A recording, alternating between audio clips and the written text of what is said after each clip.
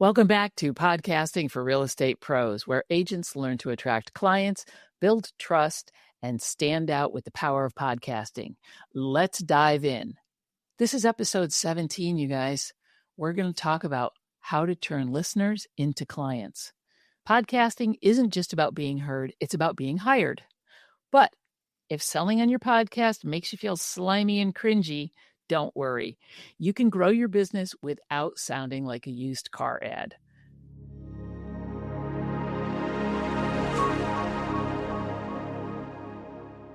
Hello. It's your host, Sue Willoughby, and today we're going to get into the good stuff. How to turn your podcast audience into real-life clients. Imagine that. And we're going to do this without feeling cringy, salesy, and like you're pitching a timeshare. This is about invitation, not interrogation, and not lecturing. People are not tuning into your show by accident. They're already interested in what you have to say and what you do. They're learning from you, they're trusting you, and they're starting to feel seen by you. All you're doing is saying, hey, if you want to go deeper, I've got you. That's not a sales pitch. That's just service. That's providing value. Please get this in your head. You are providing value to them by being in their ears. So don't forget that. Here's an easy 4-part conversion flow. First, we're going to talk about consistent micro invites. Throughout your episode, you should be dropping little simple call to actions that sound like they're part of the conversation, not just, hey, everybody, subscribe now or call. You can do those kinds of call outs, but during your episode, when you're talking about your content, you want to make it sound like it's part of the conversation.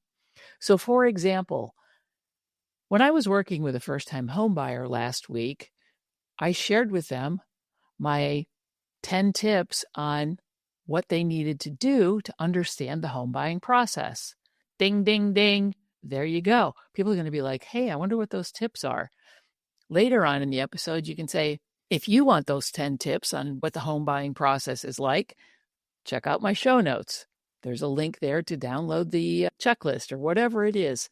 But if you drop it into the conversation, it doesn't sound like a sales pitch. So not every CTA needs to be a big sales push, but it does need to kind of guide them forward. So like I said, if you just drop it into the conversation, you can always bring it up again later. And then that way people are like, I wonder how I could get that checklist, or I wonder how I could get that, whatever it is, that bonus information. Secondly, tell client stories often. This is going to normalize working with you and what it really looks like.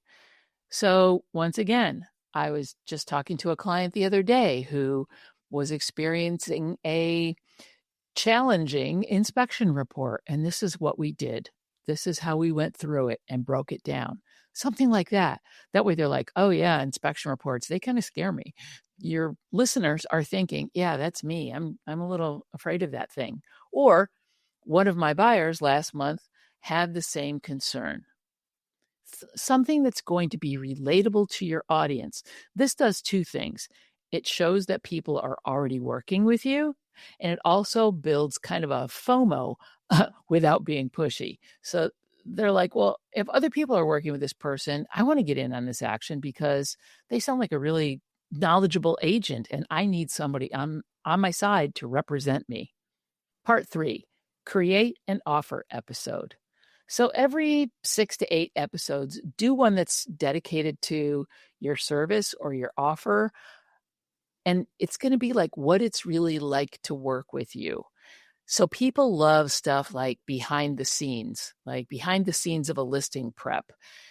Maybe you're doing a walkthrough and you're helping the client what they need to do for their listing. It's going to give some insight into your listing prep process, and it's also going to educate potential listing clients out there. You can also talk about here's my 3-step onboarding process for first-time home buyers. If you've got first-time home buyers listening, they're going to be like, oh gosh, that sounds really easy. I thought it was going to be really intimidating. So there you go. Like I said, every 6 to 8 episodes, throw in one that talks about you and the service that you provide and how you provide it. Like I said, people love hearing about behind the scenes stuff. So give value and make an invite to working with you crystal clear.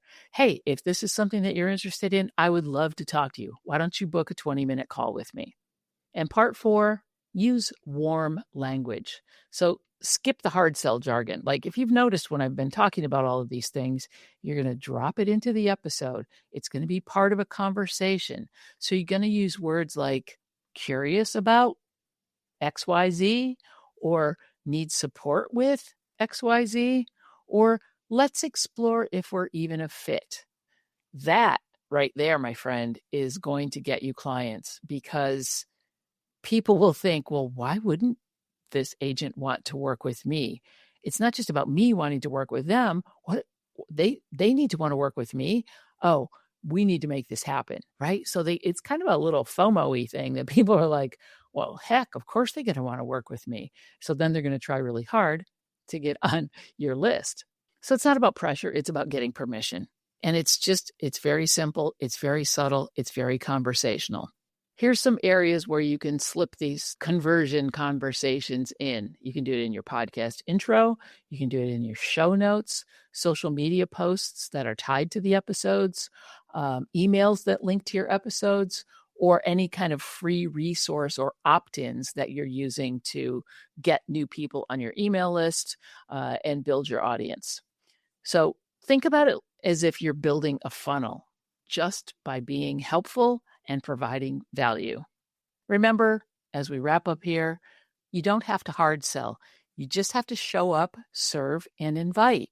People want to work with someone that they trust, and podcasting builds trust faster than anything else out there.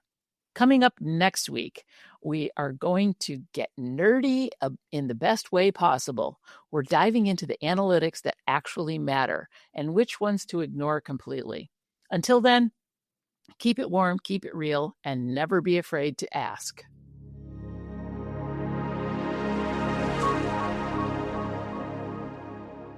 Here's the truth. The agents who take action now will own their market a year from now. If you're ready, join my course, Podcasting for Real Estate Pros. Use the code LAUNCH when you enroll and check out, and you'll unlock some bonus training as well as a discount. That's only for podcast listeners, so act now. See the show notes below for the link.